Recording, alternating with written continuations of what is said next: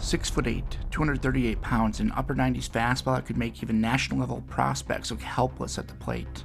The number one left-handed pitcher in the nation and projected lottery pick back in 2015, now has vanished from baseball. What happened to Justin Hooper?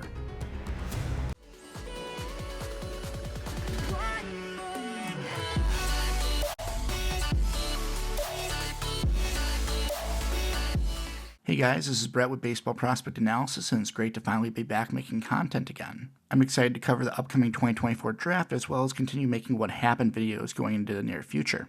With that said, let's get right into it. Justin Hooper was a 6'8", 238-pound left-handed pitcher out of San Ramon, California who attended De La Salle High School. He was verbally committed to UCLA and was the number one ranked lefty in the 2015 class for good reason.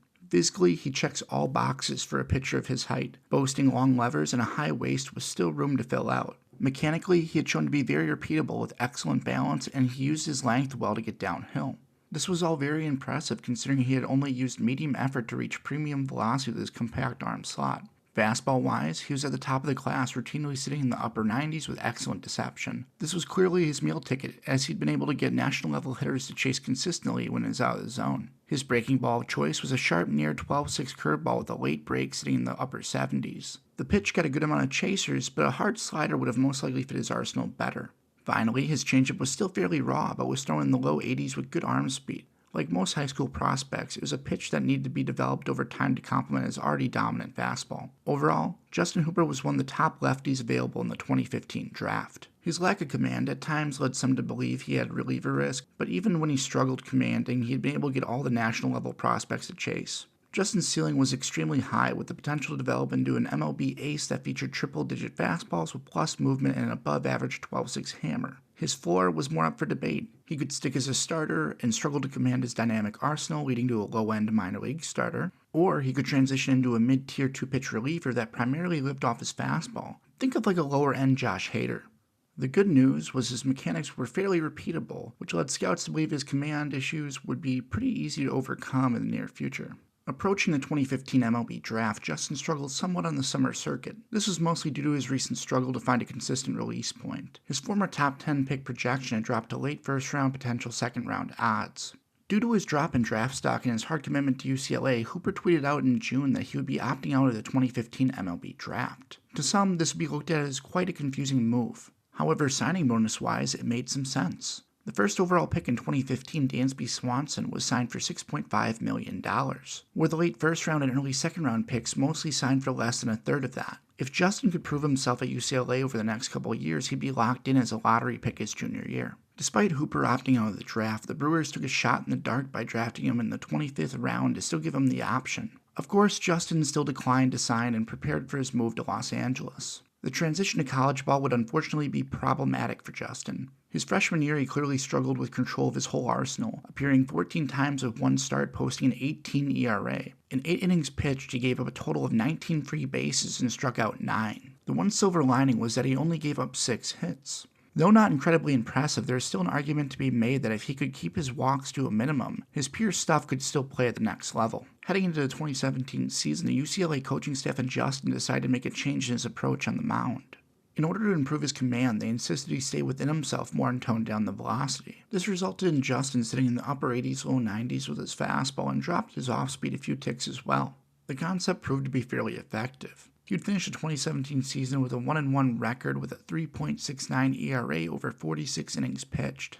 His strikeout rate remained healthy, posting a strong 52, but once again it was coupled with 41 free bases. This was disappointing as the once upper 90s lefty had dropped nearly 10 miles an hour on his fastball to get these results. Fortunately, Justin proved his case that summer by becoming an all-star in the Cape Cod League. In 23 innings, he managed to strike out 21 and only hand out 9 free bases. His summer league manager, Mike Roberts, claimed that this was mostly due to his change in arm action and mechanics. Hooper, who previously used the tall and fall method, had evolved into using what some describe as drop and drive or triple extension. This method involves a primary emphasis on the transfer energy from the lower half to the arm throughout the motion. Generally, this means the athlete is putting less stress on the arm and should lower risk of injury. Roberts made sure to mention that during his interview with the Cape Cod Times, explaining that larger pitchers using the tall and fall method are at a higher risk of getting Tommy John surgery. Unfortunately for Hooper, Roberts' claim turned out to be somewhat of a logical fallacy. Heading into the 2018 season, the Bruins were prepping for the College World Series run behind the newly polished lefty Justin Hooper. However, these expectations would be sidelined due to a very sad announcement. Despite Justin cleaning up his mechanics and dialing down his velocity, he still managed to tear his UCL and required Tommy John surgery. This removed him fully from the 2018 season and resulted in the Bruins falling to the Minnesota Gophers in the CWS Regionals. Now, the pressure for Justin was at an all-time high. The former projected first-round pick was now recovering from what many considered to be a career-altering surgery and still had a lot to prove to MLB scouts. Though his efficiency on the mound had become much better in 2017, scouts were still missing that velocity. There was no way a team would waste a first, second, or even third-round selection on a low 90s lefty with average efficiency who now had injury risk attached to his profile. To make things even worse, Justin's recovery time spanned well over a year. He would not take the mound again until May 14th of 2019 in his first and last appearance as a Bruin. In 2/3 of an inning, he would retire 2 batters and give up 3 free bases before getting pulled. Though there's not much info on what led to this one appearance decision, I would have to speculate that Justin made the coaching staff aware of his intention to declare for the draft early in the season, and they decided to give him an inning for exposure before resting for the remainder of the season. This was likely due to his lack of efficiency, as they would make it all the way to the Super Regional where they would eventually fall to Michigan in 3 games. Moving forward to the 2019 MLB Draft, Justin Hooper was on practically no one's first day list. His ceiling was now viewed as a potential mid to high-end reliever with the ability to pump upper 90s heat from the left side. Sure, a team could spend some years developing him into a true starter, but at almost 23 years old, that seemed somewhat unlikely. There was of course a lot of risk with him as well in regards to his injury history and below-average command. These risks led to him falling all the way down to the 14th round, where he was selected to the 409th overall pick by the Kansas City Royals. He would end up inking a $125,000 signing bonus with them and would shift his focus to climbing the minor league ranks over the next couple of years. But then, tragedy struck.